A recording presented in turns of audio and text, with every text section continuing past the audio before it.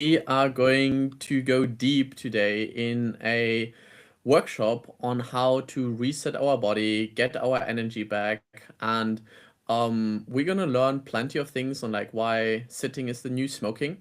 And I just want to give you a proper introduction. So, we have Michael here on the right. He's helping people resolve pain and stiffness and injury by increasing the physical capacity. He has his community expanding capacity where he's helping people who are experiencing pain and stiffness. And the offer is around moving and feeling better in 28 days. And the idea is to have a restorative daily flow and movement library. We actually got to meet during the unofficial 100. We'll probably have a few chats more about this because we'll go also deeper into networking and how to do collaborations. And I know that you're currently going for the school games, so I also want to dive into that and like your strategy around this. You've completed the synthesizer roadmap, and today we are going in the workshop on resetting our capacity. So we can ultimately have like a short daily practice that blends breathwork, movement, and meditation. And that's more or less what we're going to go through. But Michael, I'd love to hear a bit of an introduction from you and like how you got started on this journey. Yes, well, thank you for all that. That was a really nice recap. So I got my start in personal training in 1999. Very early on in my career, I recognized people got injured with very simple exercises, which was kind of crazy to me because at the time I was only in my early 20s. So I started studying flexibility. And then, long story short, I ended up becoming a massage therapist several years later. And I had these great skill sets of massage therapy and personal training, but I didn't know how to really integrate them into a unified experience. So I ended up attending a workshop, a mentorship in 2009, hosted by the Gray Institute in Adrian, Michigan. And that experience had really like absolutely transformed the way I perceived reality. And the beauty of it was while I signed up to learn about like biomechanics and how the body moved, what they really taught me was how to think for myself. And I didn't realize that I didn't know how to think for myself. And it ends up that so much of what we think is actually not, we're just recalling, we're actually not thinking through things. So there's protocols and ways of being in the world that are, maybe just assumed or have become the norm, but it's like you're not necessarily thinking at that point. And so it was a very crippling process to come to the realization that you're actually not thinking to the degree that you think you might be. Long story short, they invited me back the next year to help teach the new students coming through. I was really loving the experience. I ended up doing work with athletes all the way up to the pro level. And then I actually pivoted from that point to build out an identity-based coaching framework, which really helps people to solve their biggest mental, emotional, behavioral, spiritual challenges without having to change, fix, or improve anything about themselves. That also was a way for me to deal with my own, unhealed wounds. And now I've come back full circle. I'm operating as a restorative movement coach. And one thing I will say is when I was practicing hands-on therapist, one realization that I had was that when I was putting my hands on people, I'd have them lay on my table and I'd do something to them. I started seeing that as they were the victim in that relationship. Something's being done to them. And people would say things like, oh man, I couldn't wait to see you because I've had so much pain. And, there was part of me that was like, wow, I really wish there was a way for them to actually at least create some relief for themselves. And it unintentionally started creating like a codependent relationship, which I did not like. It's very heavy to be inside of those relationships where people become dependent on you. And so I really want to liberate people. And so over the last few years, I've been now like experimenting and exploring ways of helping people move their body in ways that don't require me to touch them, but really expands what their body is physically capable of doing. I quite like that approach. It's a little bit like showing people how to fish instead of trying to like give them fish every day, and feels much more sustainable. And I can relate to the aspect on like not really thinking for ourselves.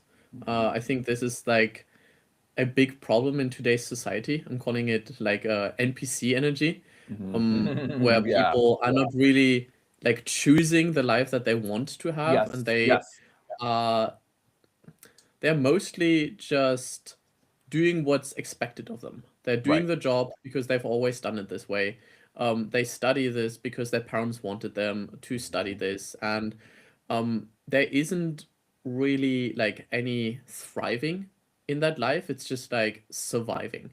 And I think it's not really living. So I'm glad that you are working on ways to make people feel more alive, because I can see people being in a situation where like every time you move, it hurts. So it's like, what do? You stop moving. But that's almost like the worst thing that you can do, because it just makes the problem worse. Like I had a conversation with my grandmother today. She's like close to 90, and I try to, like when I'm back here at home, I make the point to eat with her at least once a week. And something that I do with her at the end of the meal is like we both stand on like one leg, because I want her to like continue moving and like continue testing her balance. And um especially around winter, she's like complaining about like, oh, my back is hurting. And it's like, yeah, because like you're not going in the garden anymore. And the reason why you're still so fit is because like in the summer, you're always going out and like tending to your plants and like harvesting.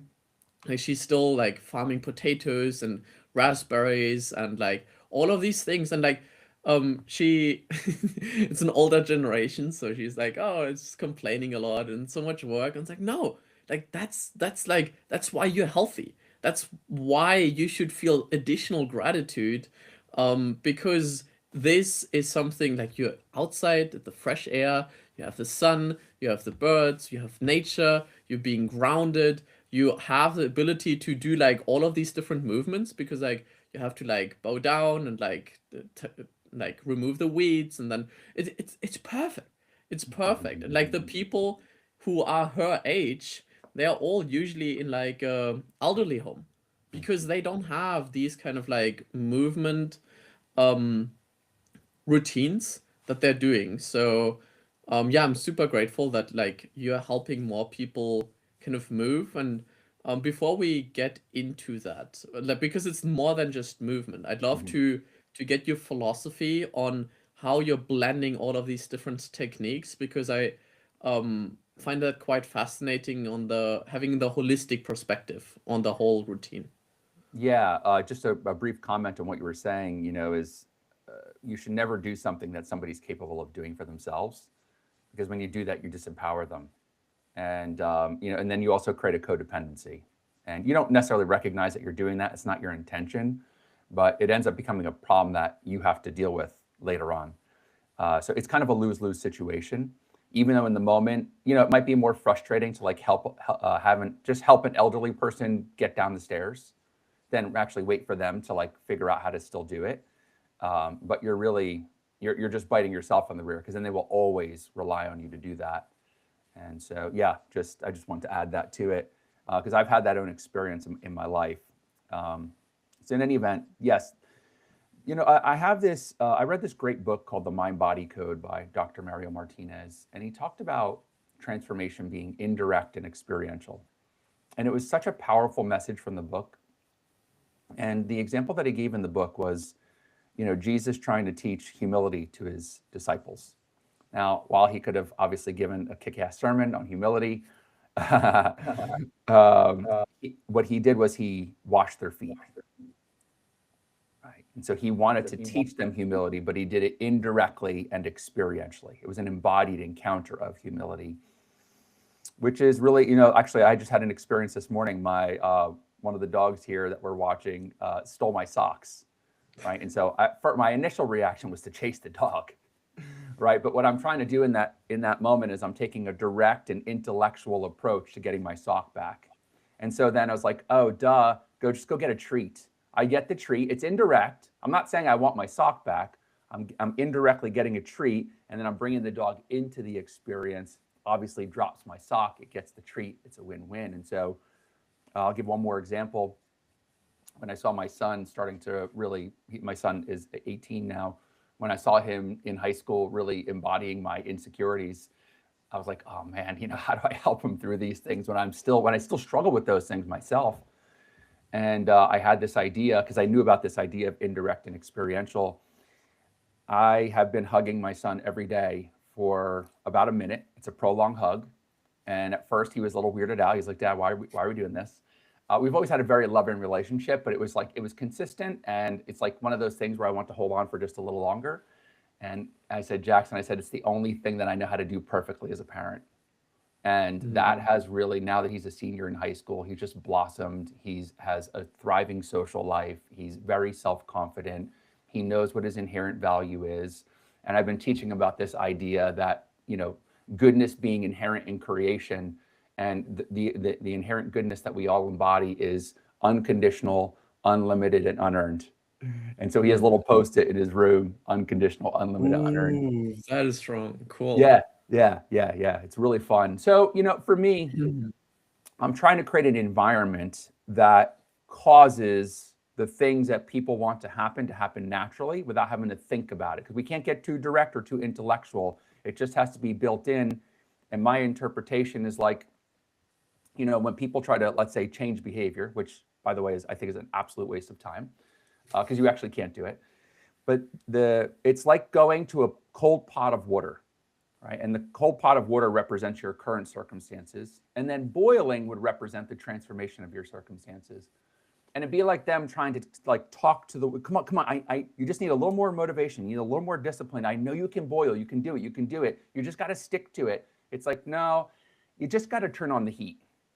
It's indirect and it's experiential. And so when I've been working with people now for 27, since 1999. So yeah, 27 years.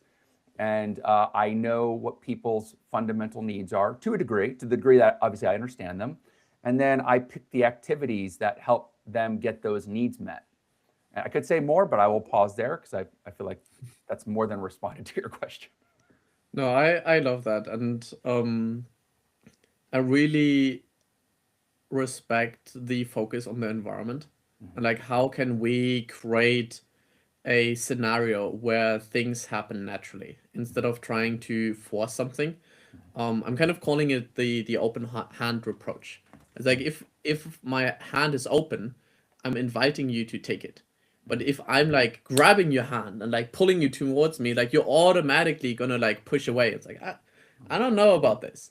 But if it's like there, it's like, hey, the environment is here, and like you can take advantage of that, but like you still make that decision. And I think it's very similar to like you can lead a horse to water, but you can't make it drink. It's like, yes, but like we can change the environment that make the horse more likely to drink. And I think that the intellectual part is like so key, because like we think of ourselves as like, oh, there's like evolved Homo sapiens who are at the top of the food chain, like managing the food chain. Like, no, we still have like very basic animal instincts, and like when there's like food in front of us, then we're gonna eat the food. And something that I really am thankful for my parents, and they started to even like teach this to my grandparents, is when they give me snacks, it's like fruit snacks. I'm like, oh, I don't want to eat an apple now. It's like, okay, I'm just gonna put it here. I'm like, I'm gonna eat the apple. So just having this in the environment, it's like, oh, okay, like I guess I can snack something, and then like I suddenly have eaten the whole apple, even though I didn't want to have an apple, but it was still good. And I'm curious, like, what are the things that we can do in our environment to induce more positive change that allow us to move more, be more intentional, feel more gratitude? And I think maybe you can transition that into the workshop elements that we're gonna go through. So that would be amazing. Yeah. I would love to. There's one environment, well, there's a few environment quotes, but one in particular by Deepak Chopra said, you cannot make positive decisions for the rest of your life without an environment that makes those decisions easy, natural, and enjoyable. Right? So that's the key, is how do you create the environment that naturally causes the thing to occur? And so that's kind of the fun part, right? That is the challenge, but it's also the fun part. It's what's exciting about it.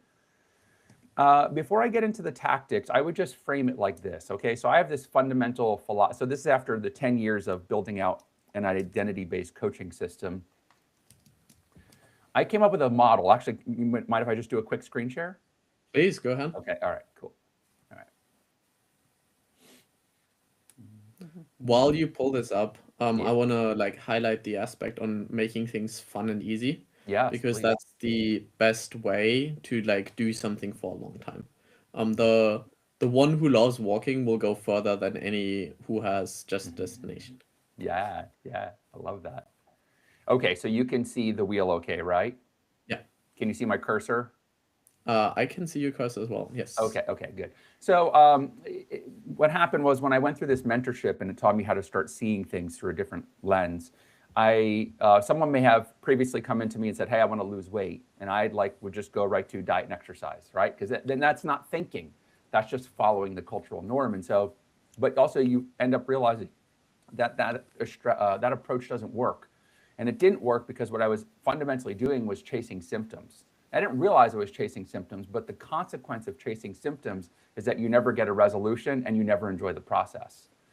But Thomas Keating said, and I think this is so important, he said transformation is a series of necessary humiliations, right? So it needs to be the humiliation of trying something, it not going well, then you coming back to the drawing board to see why didn't it go well, if you have the humility to do that. But most people define themselves by that. And then, like George Santayana said, those who do not learn from history are doomed to repeat it. And so getting tired of chasing people's symptoms, I ended up coming up with a wheel to really kind of better understand why they weren't reaching their goals. And so I first would identify, like, what are the challenges that you're facing? And they would have a laundry list of things. And then the second thing I'd want to know, I'm just going to keep very, very high level so we can get into the workshop. Very high level, what are the behaviors you're participating in that are driving those symptoms? Right now, at this point, we're only observing what is happening. Okay, so let's just use the example of somebody who's they're experiencing the symptom of anxiety, and the behavior they're participating in is procrastination. So when I procrastinate, I also find that I'm feeling anxious. Now, when you're observing what is happening, which is the easy thing to do, you have no choice but to be anything other than self-critical of yourself. Right? So but then we need to ask the question, what does this behavior suggest you believe about yourself? And then as we go into the belief systems that drive the behaviors, it starts to make more sense. And what we're doing is we're starting to now transition from what's happening to why. And when we do that, we shift from being self-critical to now being more self-compassionate, but not intellectually, kind or compassionate, experientially kind and compassionate, because we're now becoming more of the detective. Because inside of all of our behaviors, implicit in all of our behaviors are our belief systems. Okay, so you don't have to ask somebody what they believe. You watch how they behave, and that suggests what they believe. And then, of course, belief systems don't just appear. They get formed by way of experiences. Now, there's three primary experiences that we all encounter that really create a negative self-image: shame, abandonment, and betrayal. I'm going to wrap up here. The most important thing, it's actually not listed on here, is that our experiences form an identity or a self-image, and we begin acting out that image. Now, does that make sense? Yes, I want to like double tap this and use probably one of the most common destructive behaviors, which also comes with very bad posture. So we all know it, like doom scrolling. Like we start by just like, I'm not gonna pull my phone, so pretend this is my phone. Yeah. So it's like I just want to check a message. It's like, oh, someone sent me a short on YouTube. Let me just watch this one shot. Okay, let me watch the second one. 10th, 15th.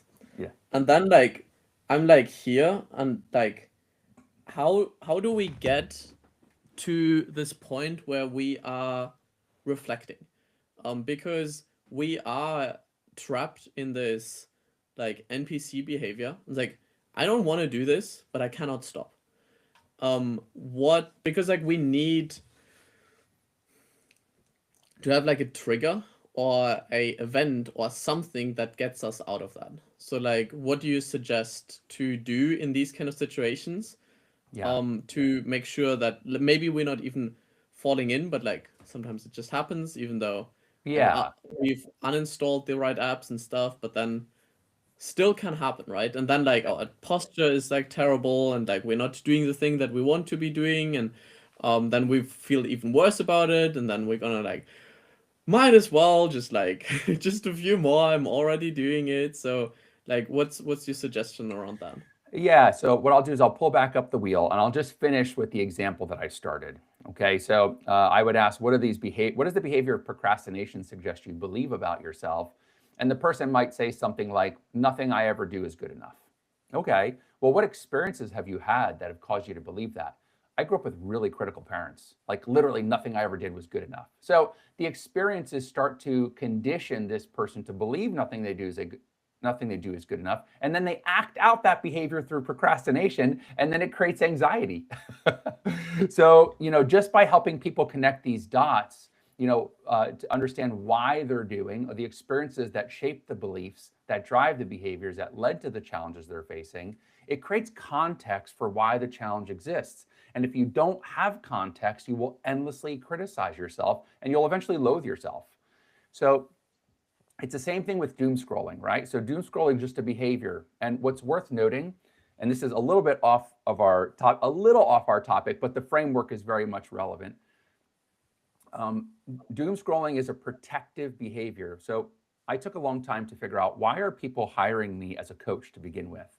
And I came up with an answer, and it seems to be true. One, people are either doing things that they don't want to do, such as the doom scrolling you just mentioned, or they're not doing things that they do want to do. So that's what I call practical suffering. But the real suffering is actually not the activity, it's what you actually already said. It's not knowing why they're doing that. And so then therefore, the focus is not on taking action, it's on expanding awareness and understanding. So the way out of any behavior change, any protective behavior, is to not try to focus on behavior change, but to become behavior curious. Why am I doing this? And so that's the way out, is through that answer. Okay. No, that makes a lot of sense, because it's very hard to read the label when we're inside the bottle. And sometimes we need someone else from the outside to kind of like help us observe and reflect and be like, hey, like, why is this even happening? Let's start questioning this. Let's start being super critical about this.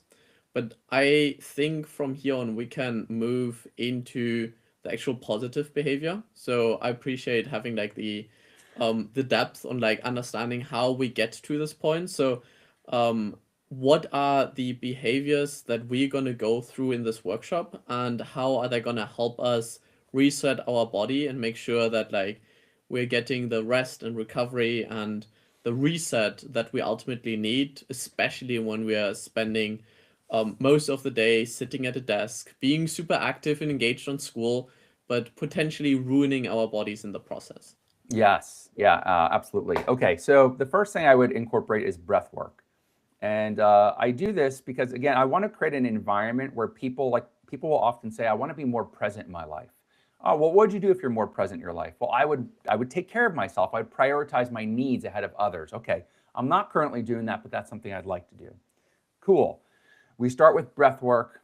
Breathing is obviously one of the most fundamental forms of our function. It's literally means to inspire, right? And so, especially as community builders, it's something that's important to us, and it's energizing. It's more energizing than a cup of coffee. People who chronically rely on external sources of energy, it's a slippery slope, and it goes nowhere helpful. So what I do is I teach people very simple breathing patterns. We'll actually do it right now.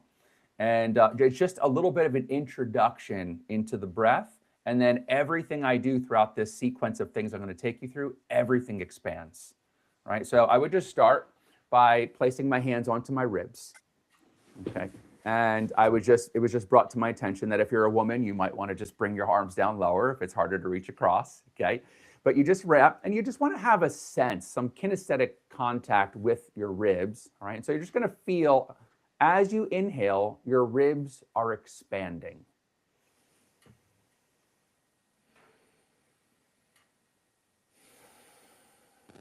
Ribs are expanding as you inhale.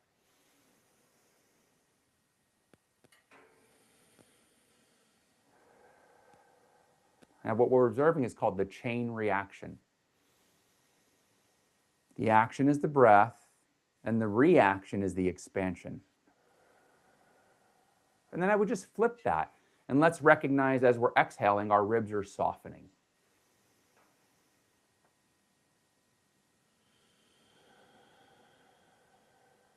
And if we're noticing this happening, that's what it means to be present in our lives.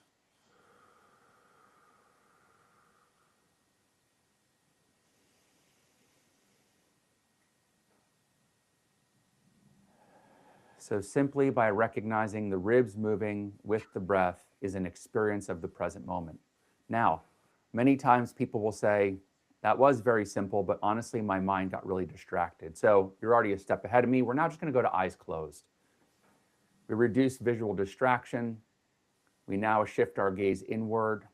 It increases our level of presence and awareness to self. And now let's take that breath again. And notice how much more sensitive you are to the expansion of the ribs.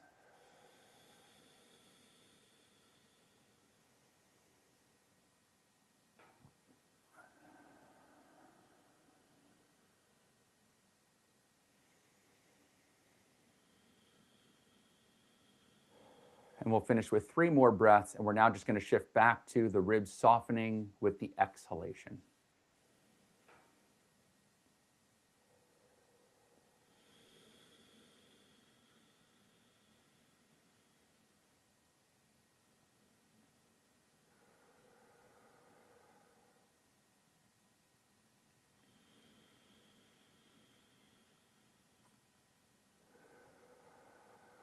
Okay. And so one of the cool things that I would do with this is I would progress this from here. One principle is that the body functions in 3 planes of motion. We move 3-dimensionally. Every joint in the body moves forward to back, side to side, and it rotates. So it behooves us to start getting our body in certain positions and driving it through certain motions that are consistent with how we function. So an example of that would be, let's just go back to the arms crossed for a sec. Now I just want you to rotate your shoulders one way until you feel a little bit of resistance. Like you don't have to force it, okay? And so we'll just take a breath. And now we're expanding our thoracic function, our rib cage function in the transverse plane. And now we go the other way.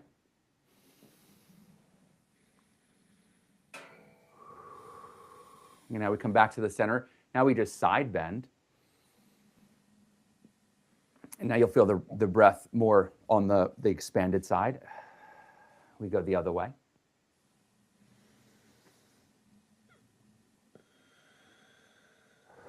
Now in the sagittal plane, we're going to tuck our chin and round our back. Get into like a ball.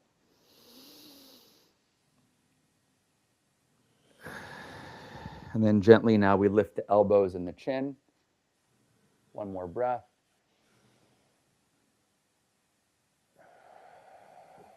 Okay, and then if you come back to just your regular breath, and I didn't ask you to pay attention to it, but if I did and you went here and you just took one breath again, you'll notice your lung capacity is expanded. And so there's this phrase that variety builds capacity. So the more ways you do more things, the more functional you become. So it's a great way to enhance not just the ability to breathe easier, but to be able to breathe more functionally in the positions and through the motions that we travel through each and every day. Nice. Yeah, I think it's a great way to become aware, ultimately. I think that's what the breath is helping us, being aware of who we are, where we are, what we're doing, and get out of this. I keep coming back to it, but like out of the NPC mentality, where we're just doing things on autopilot when we are not actively thinking or choosing our current reality, and we're just reacting instead of proactively choosing what we need to do next, because otherwise we can feel extremely busy and stressed throughout the whole day, but we haven't really done anything except like checking our emails and like going through different notifications. Like we haven't done anything, but like we still feel stressed and we've been like responding to all these things. Like, yeah, but like, do we need to respond to all of these things? Isn't there like a higher leverage activity? And by coming back to our breaths feels like a great way to like press pause and be like, is this what I want to do? Is this how I want to show up? So, yeah, great intro around that.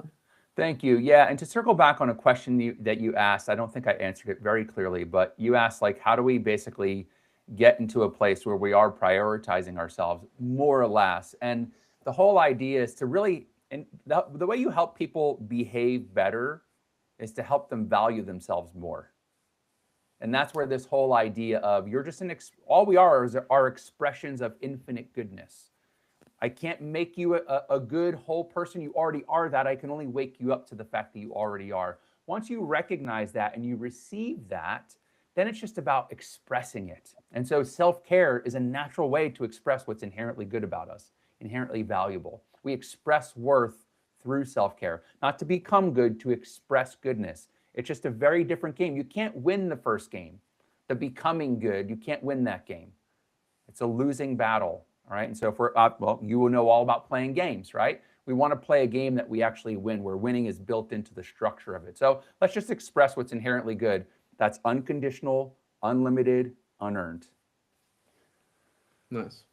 Yeah. Yeah, and those are like things that, like, as long as we're doing those, then we're winning. It's not Right. a like you achieve this and you have done it and now you never have to do it. It's like no, like like we win the infinite game by playing it, and as soon as we stop playing, then we lose. But as long as we're in the game, then like we're winning because we're taking the right actions. Wait, let me see. So it's unconditional, infinite, Unlimited, and unlimited. unconditional, unlimited, unearned. Unearned. Okay, nice. Um, Unconditional, unlimited, unearned. Yes. Yeah. And the reason I came up with that is because as soon as I started talking about the idea of goodness with people, people immediately want to start to see who can they exclude from that list. But the problem is if it doesn't include everybody, then it's actually not good. Mm. So No, I agree. yeah. So do you want to hop Okay, into a so little bit of movement? That would be like the yes, next please. portion. Okay, cool. All Yeah. right, so come on up. You want to give like a broader Yeah, understanding on like the things that we're gonna go through, yeah, and then we can like zoom into each point. So yes. this way, like we're gonna give you a bit of a preview and a plan on what to expect instead of like, go on, let's jump into the water. That is You'll figure out how deep it is. excellent idea. Yeah, so it's breath work, movement, and meditation. I deliver this, by the way, in as a 20-minute daily flow where we combine all of those. We start with a little bit of breath work, 3 minutes max. Then we move into 12 minutes of movement. During that, we go through a posture scan just to help people develop body awareness. Many people are very disconnected from their own physicality, and so just gently invite them back into their body. We establish a litmus test to see how well are we doing in activity. So after we do something, we can come back to recheck if it was effective. The movements are gentle. They're designed to expand your capacity. We do that by seeking to move to our body's threshold, where we start to feel internal resistance or hesitation in a movement. And it's working right at that edge, which there's a gentleness to it, but because we're working to our edge, there's also adventure, which is pretty exciting. Then we finish with a detachment meditation. And the detachment meditation, the purpose of it really is so that people can have a genuine encounter with what's deeply and inherently good about them. And the way we do that is by letting go of our attachment to and identification with all things. All right, So let's do that's it. the process. Amazing. I'm excited. I want to like move now because I've been Okay, sitting too much. let's do it. Let's do it. All right. So the first thing we'll do. Wait, let me give me a sec to set up Okay. because like I do have a yoga mat here on the side, but Okay. it's a little bit off camera. So let me see. Do you see me like this? Yeah, this is fine. And also, I don't need to see your whole body either. That works. All right. Okay. All right. So the first thing we'll do is we'll just get our feet about hip width apart. We'll keep the arms nice and relaxed. We're going to go eyes closed. And the first thing I have people pay attention to is the position of their shoulders.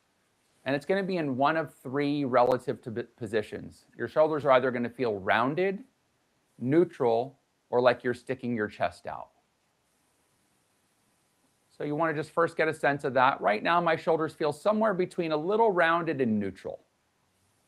All right, I take one breath to imprint that posture.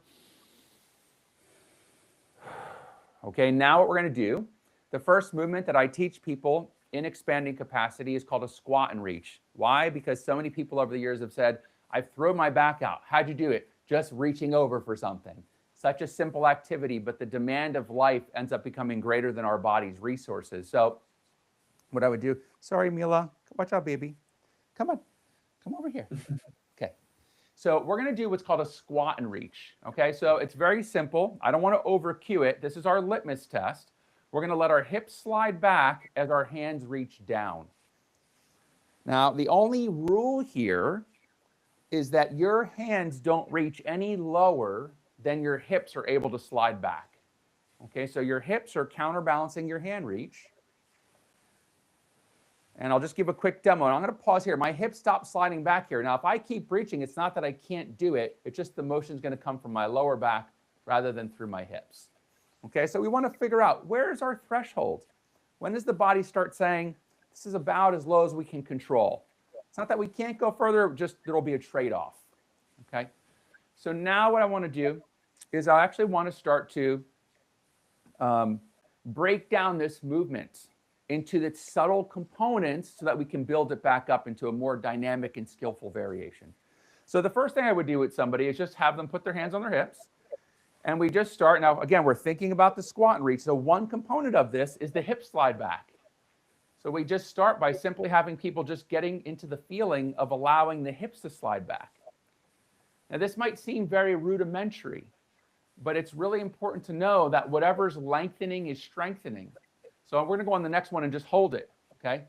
Your glutes are lengthening, your hamstrings are lengthening, your abdomen is lengthening. These are three key areas that we're strengthening every time we just simply slide our hips back.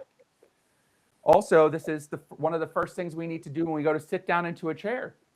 And so it improves our ability to flex our hips, which turns on our, flex at our hips, which turns on our glutes, our hamstrings, keeps our back safe, okay? Now let's keep sliding back, but now, as you slide your hip back, just let your knees soften. Now focus on the knees softening as you slide your hips back. Right? And this is just a great way to invite people back into experiencing their body. Right? The no pain, no gain mentality has absolutely destroyed our relationship with our body and really makes us feel like nothing we do is good enough. And then therefore we must move intensely in order for it to be beneficial. And that couldn't be further from the truth. Now, the last component of this is, as we continue sliding the hips back, let's feel pressure build under the heels. Okay, so feel the heels become weight-bearing. Now, the first couple, you might feel like you're falling back a little bit. That's okay, you just got to learn the balance. But feel the weight transition into the heels. Okay, now the next component is we're going to keep it going. So every time we slide back, the hips are sliding, the knees are softening, the heels are grounding. Now we're just going to let the arms hang. We're not reaching, arms are hanging. So now we have more of a counterbalance. So remember, we're going to go hips sliding, knees softening, pressure in the heels. Okay, now what we're going to do is we're going to transition from the arms hanging to an actual reach. We reach. And as you add in that little bit of reach, we now have more lengthening through the shoulders, which means our shoulders are also strengthening. Hips sliding back, knees softening, pressure in the heels. All right, so as we continue to perform many repetitions of these simple movements, it's how we establish new subconscious patterns. I had a member who told me she just ran up the stairs the other day without even thinking about it after years of just going one step at a time. Now, let's just add in a little tweak, okay? We obviously, life isn't linear, right? We're not always reaching straight down ahead. Sometimes we're going to reach down, but we only have to reach with one hand. So everything's going to be the same, except we're going to now just reach with the left hand instead of both hands. So the hips slide back, the knees soften, pressure in the heels. Now you'll notice as I'm reaching one hand how my shoulders turn toward you. So if we just pause, our whole body's rotated. Our shoulders rotate, our hips rotate, our knees rotate, our feet rotate. This is, again, the chain reaction. The rotation is not the focus, it's the result of the one arm reach. Now let's try the other side. Okay, so we go right hand reaching. Hips slide back, knees soften, pressure in the heels.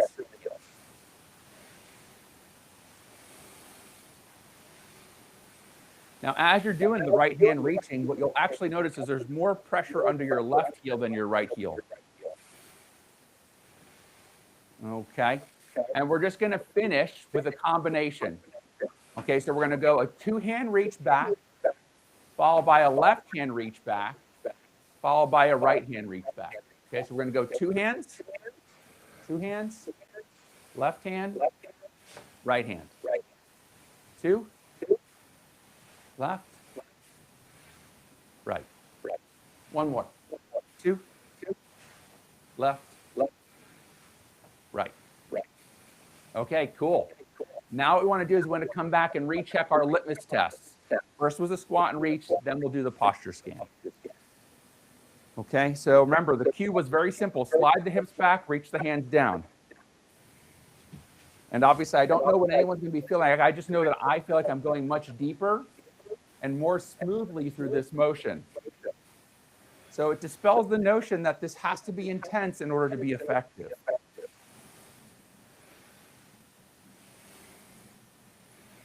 We just had a member today who shared in the forum. She's been getting injections, wearing braces. She's been to orthopedics for decades. And within 7 days, her back's already feeling better, just with this gentle restorative movement, right? And so the last thing we'll do, I'm curious, did you notice a change in your squat and reach? Yeah, the mobility is getting like much greater. Excellent. Yeah, it's all about working at the threshold of the movement. If you keep just working, if you work to the threshold expands.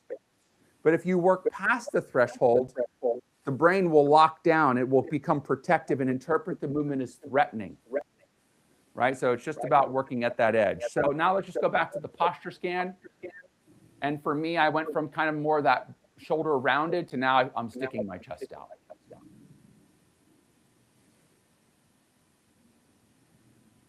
So that's the movement section. That'd be an example of it. And there's another component to it. I didn't want to go too long because I'm not sure of our timing here, but there's also a restorative movement component where we see correct imbalances in the body.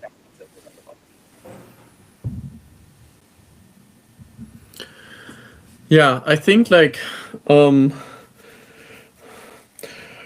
it's so important that we have these counter movements because like when we're sitting, we kind of lock in too much to the point where like every other movement is becoming unfamiliar to our body. And there is this like great sayings like if you don't use it, you're gonna lose it. And if you're not gonna like use the mobility, it's like it goes like smaller and smaller every time. But as you said, like by going to this threshold, we get to expand that capacity. And I want to kind of like double tap that because even when we're working out, I never like this, like you have to work out until you have like a insane muscle ache the next day. Because what is muscle ache? It's literal micro tears in our muscles. Those are micro injuries. And these injuries take time to heal again. And like, yes, they're gonna like heal a little bit more than like before. But if we stop before crossing that threshold, we're still gonna get stronger. But we're gonna get stronger faster because we don't have to go through this repairing mode. So to really hone this down, it's like there's two examples of people doing pull-ups. Let's say you can do 10 pull-ups max. Like someone puts a gun to your head and it's like, do 11, and he's like, I can't. So if you do 10 pull-ups, you're not gonna be able to do pull-ups like on day 2 or 3 because it's like, I can't. Like I've went all out. So that means you have maybe like 2, maximum 3 workouts throughout the week. So let's say you do 30 pull-ups. Someone who's doing like 8 pull-ups every day, they're still gonna strain themselves, but they're not gonna go all out. That means they can do potentially pull-ups every day. Um, so if you do it every day, that's 56. So who is gonna get stronger? The person who does 56 pull-ups or the person who does 30 pull-ups? So I think like there's consistency. It's like, okay, like do the thing that you can do every day. It's like if we do that, then we found something that like is sustainable. So yeah, I would never go into like if it goes painful, it's like stop. Because the likelihood like this is also where the injuries happen, right? Like when you're going for the PR and you're trying to do something that is beyond your capacity, and then you tear something. It's like because your ego is too big and you want to like show off to someone. It's like no, like um like go to the point where you reach the threshold but don't go over it, because like otherwise you like the risk of injury and like if you tear something, you're not going to be able to work out for like weeks or months. Like is this worth it? Probably not. Yeah, you're bringing up a variety of things. So the first is the mindset that drives people to want to work out to that degree. And also, I want to say there's nothing wrong with doing that if that's what you want to do. But you are right. You know, a lot of people condition in a way that's inconsistent with how they want to live. People want to live comfortable, vibrant. They want to feel springy in their body, but their workouts don't match that. And so, right, it's kind of like just as you eat what you eat, you become. Right, it's the same thing with movement. Right, if you're working to absolute fatigue, to pain and soreness, that it will be the life that you are inviting yourself into that lifestyle, and then people don't like it, and it's just such a fundamental disconnect. And then the other part of that, part of the no pain, no gain mentality is also the idea that somehow there, somewhere in the future, there will be better than here. Right? But the reality is if we can wake up to the inherent goodness that we are, here is all we need. Here is actually the only place that's truly good. And so it then, you and then realize, oh, wow, that me doing this to myself in this way is not going to make, what's going to make for the most pleasant experience right now. And so that's how I found it to be way more rewarding and sustainable. Yeah, it's really about enjoying the journey. It is. Because if we are just chasing a goal, then we feel happy for like 1% of the journey. And then afterwards, like, oh, what now? But if we were to focus on the journey, then we still get to enjoy the goal, but we also enjoy like the whole process throughout. And there's a great saying that I remind myself of is success doesn't lead to happiness. Happiness leads to success. Yeah. So I think that's a great transition into the meditation because we have like 11 more minutes here. Okay, perfect. Yeah, that sounds good. You know what might be good is why don't we just do a quick demo on something corrective? Because when people start going through this daily flow, this little movement sequence, they start noticing imbalances in their body. When they have imbalances, it's important to recognize that imbalances or areas of low capacity end up with creating stress and wreak havoc at the joints. It's like tug of war at the joints. So the goal is to take an area of low capacity and expand its capacity. Phenomenal quote that I heard years ago: the best way to reduce pain is to expand capacity.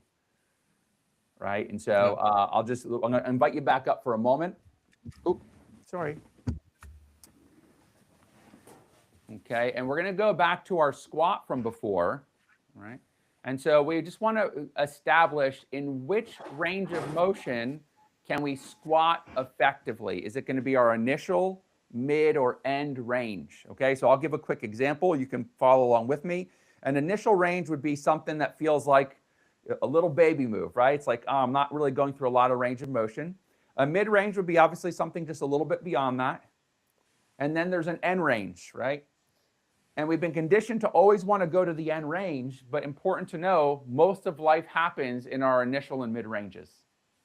Okay, so that's why we want to condition there. So if I were to slowly lower down, the first point at where I feel resistance in my body is right here. Okay, so you want to just do a few reps to see, when does my body start resisting my lowering? And one way to really accentuate that is to place a lot of pressure in your heels. Sit heavily in the heels. So for me, it's right here. I'm going to call that my initial range. But now what I want to do is I want to see, is one leg more responsible for that? So I'm going to go on my left leg here first. Okay, and so you'll have a little bit of a kickstand behind you. And you want to just now check, what is my left leg capable of doing? Right, and so for me, I'm very limited through this left side. I'm definitely in my initial range. Okay, then I want to just go and compare that on the other side. And I already know myself. I can go much deeper. My right leg feels very free. So I have this massive discrepancy between my left and my right sides. Almost everybody has a discrepancy. And it's the discrepancy that wreaks havoc on the body. So then what we do is we move to our threshold. We'll actually just go through a real brief demo. Let's just go back to the 2 feet for a sec. We do this on 1 foot as well. And now we'd want to move the hips in 3 ways to expand our physical capacity. We drive our knees forward and our butt back. Okay, now we're exploring what's called a 3-dimensional driver at our threshold. If we don't do work at our threshold, nothing improves. Now, maintain your depth. Slide your hips from side to side. Now we move in the frontal plane. Okay, and then the last one here, we're going to rotate the hips. We rotate to the left and to the right like a corkscrew. Okay, and now if we go back to our original squat and we recheck our thresholds, if you did that work at your threshold, I just went from my initial down to my mid-range. Okay, but again, that's because we did the work at the threshold. So that's how the restorative movement library works. And then I also go live once per week with a call where I can literally watch people move. I can see their limitations and then coach them through them. Solid. Yeah, my sister is studying fitness and nutrition in prevention, because like ultimately the best way to heal injuries is not to have them in the first place. Yeah. And I think having these kind of movements even before we are in pain actually make sure that we never get into this kind of pain. So I'm planning to live at least 120, maybe like maybe twice that. Who knows on how far the longevity escape velocity is going to bring us. But I think a key aspect either way is going to be making sure that we're not just living a long life, but we're also remaining like fit throughout this time. Because I don't want to be like 120 and like sit in a wheelchair and like just stare at the ceiling. Like I still want to play volleyball at 120. And having these kind of movements, making sure that we don't lift from our back, but we lift out of our knees, and like really going down with that is such a key aspect, because yeah, like maybe we have prosthetics in the future and all of these things, but like I'd rather rely on that as little as possible. Yeah, yeah. All right, so I'll take you through a 3-minute meditation, and that'll bring us right to the edge. Good. Okay, so we'll go eyes closed. I'll have to kind of peek my eyes open just so I can keep an eye on the timer, but I will participate with you. So we'll go eyes closed first. And the first thing we need to do is get rid of the idea that we're not supposed to think during meditation. So for this first minute, we're just going to allow our minds to wander. Let your mind think about anything that it wants and needs to think about.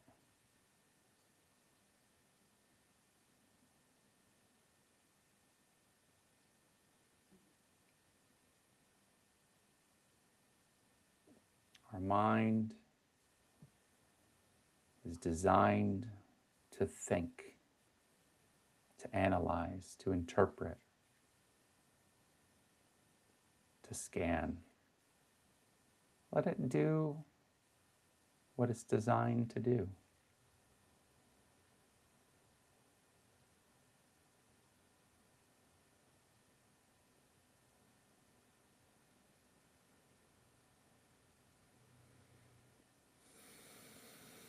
And now let's layer on a cue. As you continue to allow your mind to wander, I want you to rest very deeply in your body.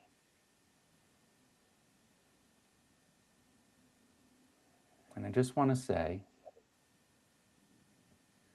that your mind wandering and your body resting are complementary in meditation.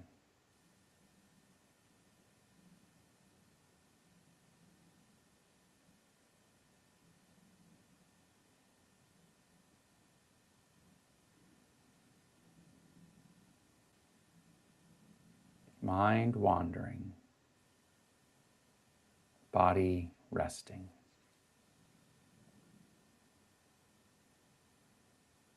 And we're going to layer in one more thing. I want you to recognize that you are self-aware.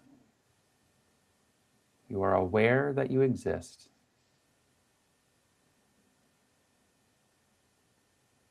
And what you are aware of is infinite goodness. It's all you are. You're an experience and expression of something unimaginably good.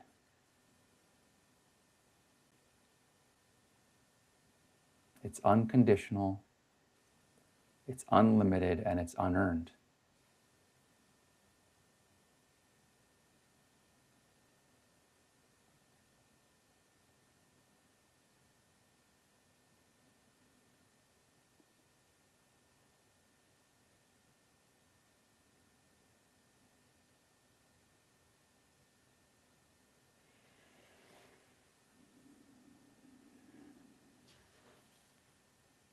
All right, and so we're just pulling up on 3 minutes. We'll take one deep breath.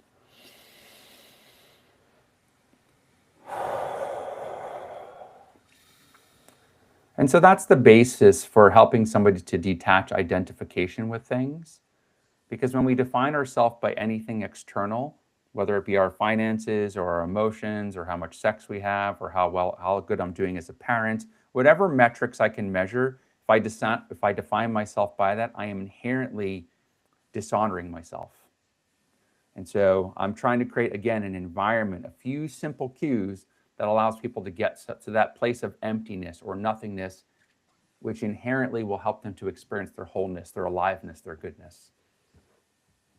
Nice. Yeah, I think that's a solid practice.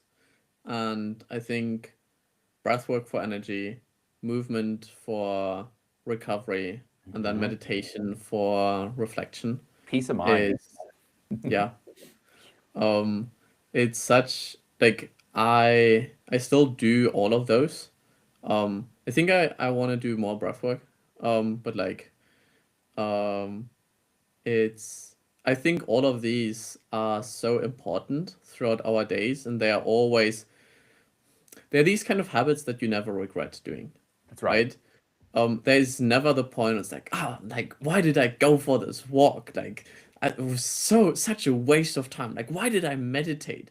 It's Yeah. like I should never have done this. I could have been like working in this time. It's like no, it's always like no, this was good. Yeah. This was important. And if you feel like you don't have the time to meditate, um that is a sign that you need to meditate even more. So I think with that, we can wrap it up. Yes. Michael, I appreciate you so much for coming on, showing us Thank these you. practices, making sure that we are getting off on like up on our desks, moving around, taking deep breaths, and yeah, getting to the peace of mind. Any last words from you? I mean, just other than the fact that I'm making this very accessible, somebody can come in and start joining the daily flow for $9 a month, you know, and then I really don't even suggest anyone does anything further. The deeper they get into the experience, the more the next levels of membership make sense. But at this point, just get into the flow. You need some structure. And if you tee up your day right, your life just starts putting itself back together upon that structure. And so to me, it's not about working hard, it's just working smart, recognizing if you can build in your needs, it's gonna help you live to 240. Well, I'm counting on it. All right, Michael, appreciate you. Take care and Thank enjoy. you, brother. I appreciate it.